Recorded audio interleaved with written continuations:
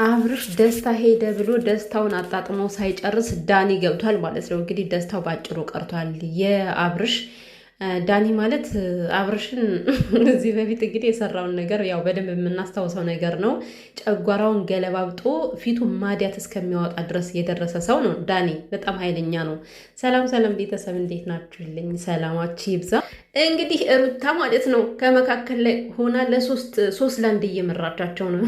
ጀግናዋ ምን አገባት እሷ ቢፈጣረቁ ቢተናነቁ እንዴ! ራሳቸው ወደው ነው እንግዲህ መጣላት የፈለጉት። ምን ታድርግ ታዲያ? ገልበጥ እያለች ታያቸዋለች እና ማለት ነው። ሩታዬ ይመች። ሰው ሲጀመር እውነትም ተሰራ ድራማም ተሰራ በቃ መናገር ያለበትን ነገር ይናገራል። ከመናገር ወደኋላ የሚል ህዝብ የለም። ስለዚህ እንደፈለገች ትሁን እንዴ! ማንም ሰው ዝም ብሎ በህይወቷ ጥንቡቅ እያለ ማውራት አለበት እንዴ? እች ልጅ መፈናፈንያ ልታሳጧት ነው ወይ? እና አብርሽ እንግዲህ ያው ዳኒን እንደማትችለው የታወቀ ነው። ምክንያቱም ከዚህ በፊት በጣም ብዙ ነገሮችን የፈጠረ አቅቶ ሁላ ትተው ነበረ እኮ በሚገርም ሁኔታ አቅቶ ሁላ ትተው ነበር። አብርሽ ይሄ የዋህነትም ስላለው ነገሮችን ፊት ለፊት ነው ዝም ብሎ የሚጋፈጠው። ዳኒ ደግሞ በጣም ተንኮለኛ ልጅ ነው። በዚህ አጋጣሚ እንደ ዳኒ ተንኮለኛ ሰው የለም። በተለይ ደግሞ በዩቲዩብ ዙሪያ በጣም ኃይለኛ ነው። በጣም የሚያመጣቸው ነገሮች በጣም በቃ ልብን የሚነኩ በጣም ከባድ ናቸው። ብቻ እኔ ዳኒ ስራው ከባድ ነው። ጽጌንም እንደዛ መከራዋን አብልቶ ደግሞ ወደ ሩታ መጥቷል ማለት ነው። እና ልክ ልጁ የእሱ እንደሆነ ነው አሁን አክት እያደረገ ያለው ራሱና ደስታም በእሱ ነው የቀየርሽኝ ወይ እኔ እኮ አፈቅርሻለሁ ለአንቺ ብዙ አስቤልሽ ነበር እያለ ነው ማለት ነው።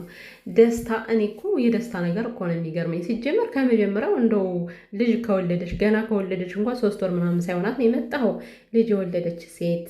ሲቀጥል ደግሞ ባለትዳር የሆነች ሴት በዚህ ያክል ደረጃ ተስፋ ማድረግ በጣም ነው የሚገርመው። ፍቅርህን እንኳን ሳትቀበል ነው በዛ ደረጃ ስትሆን የነበረው። ስለዚህ አሁን ላይ በከሌ ቀየርሽኝ የምትልበት ምን ምክንያት አላት? ምን ምክንያት አለ?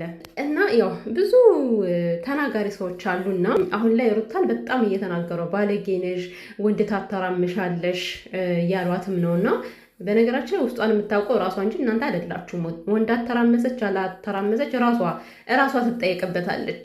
ሲቀጥል የታየ ነገር ሁሉ እውነት አይደለም። መቼም እናንተ አውቃችሁ ሰውን ለመናገር ፈልጋችሁ ካልሆነ በስተቀር እነዚህ 3 ወንዶች በሩታ ፊት ምንም አይደሉም። ምናልባት አብርሽ ወደፊት ባሏ ስለሆነ ምናልባት ከፈጣሪ ጋር እርቅ ሊወርድ ይችላል። ከዛ ውጭ ያሉት ግን ለእሷ ምንም አይደሉም። ምን አይመለከታትም። እሷ ሁላ ለእነሱ ምንም አይነት ቦታ እንደሌላት ግልጽ ነው። ይሄ ይገባቸዋል። በቃ እንደማታደርገው ታውቃላችሁ። ግን የመናገር ሱስ ያለበት ህዝብ ነው ያለው እና ማታ ሌላ ቪዲዮ ሰርተው ጧት ሌላ በቃ ተለዋዋጭ ወንዱ ሴቱ ዝም ብሎ በቃ ቅድምድምድ ያለ አንደበት ነው ያለው። አሁን ላይ ሰው ነው የሚገርመኝ እኮ እኔ ሩታ ከምታደርገው ይልቅ ሰው የሚናገረው ነገር ነው የሚገርመኝ። በየጊዜው እንደ እስስት የሚቀያየሩት ልጁ ይጎዳል አይደለ? እናንተ ነው እንደ እያሳደጋችሁላት ያላችሁት። አሁን ልጁን እያሳደገው ያለው ማን ነው? ልጁ ምን ጎደለበት? አንቀባራ ነው እያሳደገችው ያለ። ሲጀመር ልጇን እያስለቀሰች አይደለም ከዛ ጋር ቆማ ቪዲዮ 30 ደቂቃ ምናምን ስላያችሁ ልጁ ይጎዳል ማለት ነው። ከእናቱ በላይ እናንተ አሰባችሁለት። የእኛ አሳቢዎች ከእሷ በላይ ለልጇ የሚያስብም የለም። ስለዚህ እሷን ለመናገር እሷን ለመዘለፍ በልጇ ምክንያት አታድርጉ። ልጇ ምንም አይሆንም። ምን የመሰለን ቦቅቅላ ልጅ ነው ያላት ማለት ነው። እንዴት ደስ እንደሚል ደግሞ ብቻ ላይ እኔ አባት ወይኔ ሲያምር እኮ ደግሞ እንዴት እንደምትንከባከበው ግልጽ ነው። እንግዲህ ጀግና እናት ጀግና 9 ወር በሙሉ ብቻዋን መከራዋን አይታ እዚህ የደረሰች ጀግና እናት ነች እና ልዑሌ ምንም አይሆንም። ሲቀጥል ደግሞ ማለት ነው ሩታ የምታደርጊያቸው ነገሮች አንቺ በአብርሽ ቤት ዝቅ ብለሽ እንድትታይ ነው የሚያደርግሽ። አብርሽ በቃ ስላንቺ ያለው አመለካከት እየወረደ ነው። ለምን ወርዶ ዘጭ አይልም? እሱ የትኛው ክብር ነው እንዴ? ምን አይነት አደፋፍር ነው ይሄ? ግን ይሄ ንግግር ግን እኔ በጣም የገረመኝ ማለት እሱ የትኛው ክብሩ ነው ሲጀመር ሩታን ዝቅ አድርጎ ሊያሳያት የሚችለው? አደረገች ከተባለ እኮ እሱ ያደረገውን እሱ እየሰራ ያለውን የሰራችሁ። ሲቀጥል ደግሞ አሁን ላይ ሩታን ለማስቀናት እንዳልሆነ በደንብ ሊገባችሁ ይገባል። እኔ እንደተረዳዋት ማለት ነው ቀንታለች፣ በቅናት ልታብድ ነው። አብርሽን ትወደዋለች፣ ኦፍኮርስ ትወደዋለች። ባሏ እኮ ነው፣ ባሏ ነበር አይደለ እንዴ? የልጁ አባት ነው። እንዴት ነው ልጠላው የምትችለው? ነገር ግን እየወደደችውም ተለይተዋለች። መታረቅ ብትፈልግ እኮ ምንም መቅናት አይጠበቅባትም። ምክንያቱም በየጊዜው ሰው እየሄደ እየጠየቃት ነው። ሽማግሌ ከቤቷ መትሮ አያውቅም አይደለ እንዴ? እነሱን ለማስታረቅ ስንት ሰው ነው የሚመላለሰው። እህቷ ትመጣለች፣ የአብርሽ ወንድም ይመጣል፣ የአብርሽ እህቶች ይመላለሳሉ። አልፈልግም ብላለች። ስለዚህ ምን ያስቀናታል? አልፈልግም ለተባለ ሰው ምን ያስቀናል? ቀንታ አይደለም። አብርሽ በሩታ ህይወት ገብቶ ነገሮችን ዝብርቅርቅ እያደረገ ስለሆነ እሷ በምታደርገው ነገር እየተናደደ ስለምታየው ይውጣል፣ በቃ ተቃጠል፣ ይውጣል ነው ስራው አሁን ላይ እያደረገችው ያለችው። ምክንያቱም አይመለከተውም፣ የራሱን ህይወት መርቷል። እንደተናገርኩት ወደፊት ምናልባት ሊኖር ይችላል፣ አይታወቅም። ፈጣሪ ታሪክ ይቀይራል።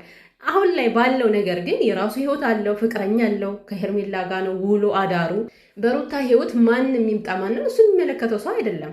ጭራሹን እሷን ደፍሮ ለመናገር እየፈራ ወንድ ለምን ታመጫለሽ ለማለት እየፈራ ከቤቴ ውጭልኝ፣ ከቤቴ ውጡልኝ። ምን ማለት ነው? መጀመሪያ ቤት እኮ የእግዚአብሔር ነው፣ ያንተ አይደለም አብርሽ። ሲቀጥል ደግሞ ምንድን ነው ለዚህ ለክራይ ቤቴ ያክል የምታማርተው? ቤቴ ቤቴ የምትለው ሩታ እኮ እንደዛ እየተንከራተተች በየቪዲዮ እንደዛ መከራዋን እያሳያችኋት እየጠራችሁ ገትራችሁ እያወራችኋት እኮ ምን የመሰለ ቤት ተከራይታ ነው የኖረችው አይደል? 9 ወር በሙሉ ብቻዋን ምን የመሰለ ቤት ተከራይታ ኖራለች። ምን ቤት ላንተ ብርቅ ነው እንዴ? እሷ እኮ ከዚያ በላይ መከራየት ትችላለች። ደግሞ የአንተ ቤት አይደለም አሁን ላይ በቃ ኦልሬዲ ተፋታቸው። አንተ ወጥተሃል፣ በህግ መሰረት ነው የወጣው ከዛ ቤት እና ቤቴ ቤቴ ቤቴ ከሱ ቤት ለቃ ሌላ ቦታ ሂዳ እኮ እንደዚህ ማድረግ ከፈለገች መብቷ ነው። ያኔስ ምን ልትላት ነው? እሺ ከዛ መሄድ አይቀርም መቼም ልጅህን ልታይ። ስለዚህ በዛ ሰዓት ምን ልትሆን ነው? አሁንም ከቤትሽ አስወጫቸው ልትል ነው ወይስ ደግሞ ሩታ ወደ ትክክለኛው ዓለም ገብታ ትዳር ስትይዝ ባሏንም እንዲሁ ውጭ ለውጭ እያንከራተተች እንድትኖር ነው እንደ ፍላጎት? እኔ ይመስለኛል አብርሽ በሩታ ዙሪያ ያሉ ሰዎችን በቃ ማስወገድ ነው የፈለገው። ማስወገድ ብቻዋን እንደ እንጨት ቆማ እንድትቀር ነው እንደ ዓላማ። እንዴ ደግሞ ስለ ክብር ታወራላችሁ እንዴ? ከሩታ ጋር ዛሬ ፈርሞ እኮ ነገ ሂዶ ይቅርታ የጠየቀ ሰው እኮ ነው። ሌላ ሴት መለማመጥ የጀመረ ልጅ ነው። ታዲያ የትኛው ክብር ነው በሱ ፊት ወርዳ የምትታየው? እሱ የትኛው ክብር ኑሮት ነው? ክብሩን የፈለገ ሰው ሰብሰብ ብሎ መቀመጥ አለበት። እና ዳኒን ደግሞ አችለውም እንደማችሁ የታወቀ ነው። የባሰ ጨጓራ ነው የሚቃጠለው አብርሽ ማለት ነው። ዳኒ ይመች፣ ሩታ ይመቻችሁ። በቃ እንደፈለገች ትሆን። እስኪ ምን ታመጣላችሁ እናንተ? እኮ እንደዚህ የሚላችሁ ነው የምትፈልጉ ማለት ነው። አውርታችሁ ለፍልፋችሁ ነው የምትቀሩት። ባለጌነሽ እናንተ ባለየው አይታያችሁም። እሷ ነው ለእናንተ ባለየ የምትመስላችሁ አይደለም።